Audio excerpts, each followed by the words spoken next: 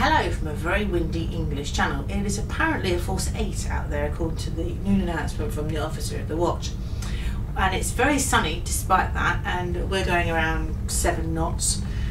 We were supposed to be in Guernsey today, but due to the weather we didn't, which is quite ironic considering my first cruise, which was the Q2. We got to Guernsey, but we couldn't get off. This is my 30th, as I mentioned yesterday, and I don't even know if we saw it. I woke up just after 6 o'clock this morning, and we had slowed down a lot, so I just assumed that we were coming in ready to drop anchor within the hour. This is one of the things you miss, not having a view. And then a couple of hours after that, I was woken up by the captain announcing that we were going to spend the day at sea, which was a follow-up to an earlier announcement apparently I didn't hear. Now, when it is like this, there is a slight problem with Horizon Court, the buffet area. There is a draft coming through. You've got the Magnadrome, and there's no door, so it's very, very cold. I don't know whether the Princess feel there's no need for a door, or because it's usually going down to the Mediterranean and the Caribbean, or what, but on Aurora they put one up to prevent that, and it was so much better. Despite the multi-million-dollar refit in April, there are some areas which look very, very tired. I've been talking to some people around the ship and they've noticed it too, and it's a shame. Anyway, she's a very, very nice ship. One of my dinner companions tried to convince me last night that Ventura, Azura, Grand Princess are all the same. They're not the same. You get a different experience being on Princess for a start. The Grand, of course, is the Mark I version, and they have slightly different designs to the later versions, like the Crown Princess, the Ventura, the Azura, Emerald Princess. There's a decor. Now, to me, I felt claustrophobic on Ventura because of all that brown. It was like a million shades of brown, and I just could not wait to get off. I just hated it. I'm going to do Azura next year because I've heard that that is actually better. But it's atmosphere, it's decor, it's ambience, and it's a different experience. I can understand why the people I met on Ventura said it's not like Princess and they were going to stick with Princess. I really do like this ship, whereas I just did not like Ventura. When I went on Artemis, I never liked her, but I came away being very, very fond of her, and I didn't get that with Ventura. So I don't know, she's Marmite really, you know. I had the same feeling when I visited Queen Victoria and Queen Elizabeth. When I went on the Elizabeth, it was like a completely different ship, even though they are basically the same. It could be just me that feels like that, I don't know, you know. But I could take a cruise on the Elizabeth, whereas I could not do one on the Victoria, for the same reason that I would not go back on Ventura. But this is just my personal opinion, you know. Other people disagree with me, and that's fine. I would not stop anybody going on Ventura just because I don't like it. Because I know some people who have absolutely loved it and had a fantastic time. But this ship is really good, and tomorrow we will be in Le Havre as scheduled. That is my day for going around the ship. Normally I do it in Zeebrugge, but now I've been to Le Havre a few times, that has become the French Zeebrugge. So just enjoy whatever little video I managed to do today, which is basically nothing but sea. And I'll see you tomorrow. Safe tender operation. As the safety of our passengers and crew is our priority, we have made the decision to abort our call today and remain at sea. We hope you will enjoy your full day at sea. There will be various onboard activities for your entertainment, and we will arrive as scheduled tomorrow morning in Le Havre for a full day visit to Paris.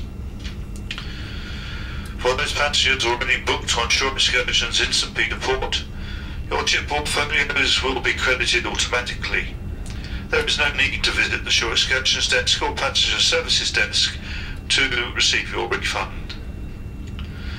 While this weather-related itinerary change is completely outside of Princess's control, we regret sincerely any disappointment that this may cause you. We appreciate and thank you for your understanding, and the officer and crew of Grand Princess wish you a very pleasurable voyage.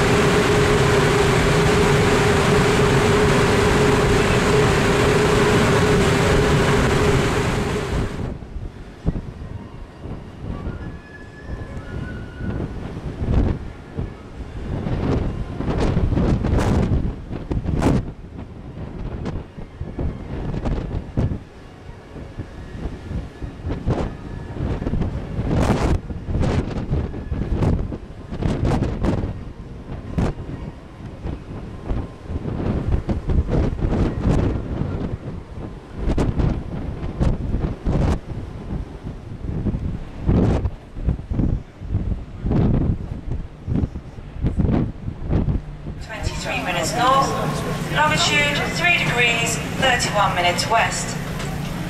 Presently we are altering course to a northeasterly course and making good a speed of 7.8 knots.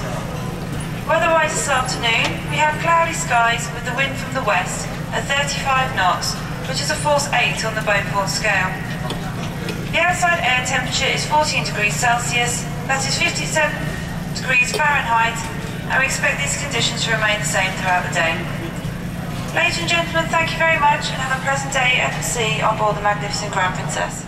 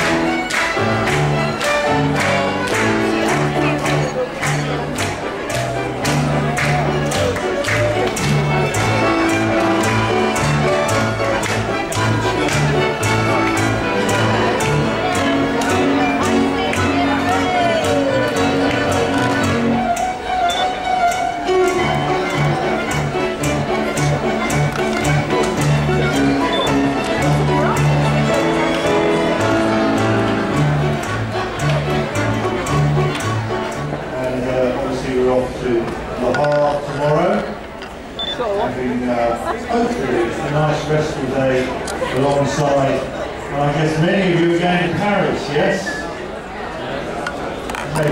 Maybe not. Okay. But I hope you're enjoying the party tonight and you're able to enjoy this evening. I hope you've been able to enjoy it today. And I'm here to represent just over 1,000 of my fellow shipmates, my ship's company on board, who help me run everything on board, and in many ways they do absolutely everything. I just smile sweetly and take the knocks when they come along. But I do have a very good team of people, very good friends of mine, very professional people who do all of the hard work on board, and we'll start introducing them, so when you see them out and about, you'll know who you're looking at. The first gentleman is going to come and say hello to everybody. It's my second in command, all the way from Finland. We're a very multinational ship's company. Heikki Lackerman's the captain in his own right, all the way from Finland. So there we go. And he looks after the deck and the security side of life on board. And the next gentleman is all the way from Italy, and he's a very good friend of mine. Worked with him for a few years now, and he looks after all of the engineering on board, and he's Gilberto Venici, Chief Engineer. And the next gentleman is Gilberto's right-hand man.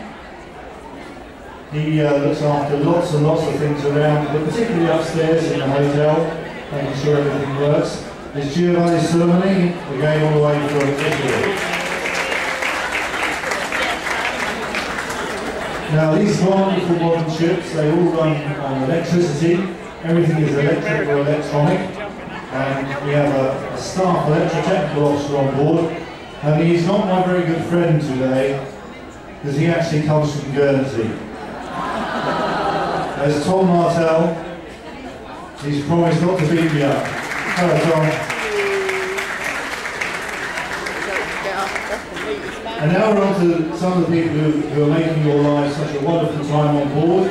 We have the gentleman who's in charge of the hotel, the hotel general manager, and that's Nigel Stewart, all the way from Scotland. Well done, Nigel.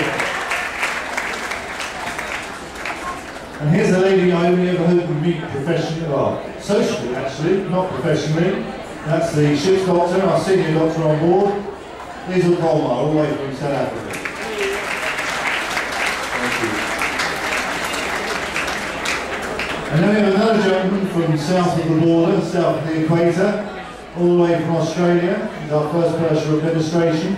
He looks after paperwork, money, that sort of thing. That's Trent Donovan. Come down, Trent.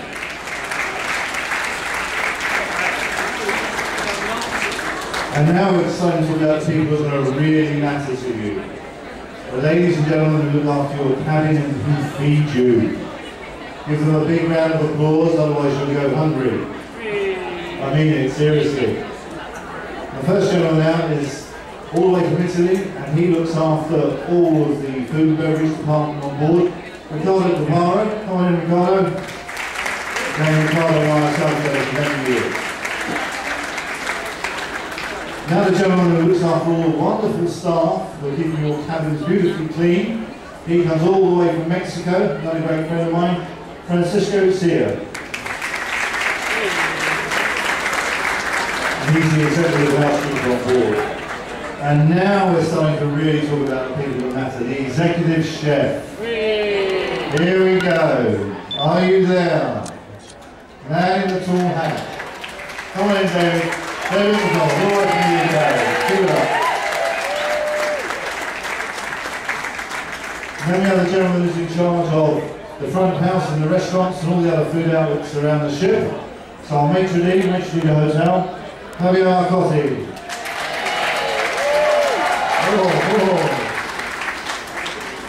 Now here at Princess we have a marvellous tradition. Every month we source from the ship's company an employee of the month. And that comes from the input of all the passengers from the month, and indeed for the ship's company, they also have a say in the matter. And our current employee of the month, all the way from India, I can only ever say his first name. His name is Pritam and he's one of our sous chefs on board. Come in to you now.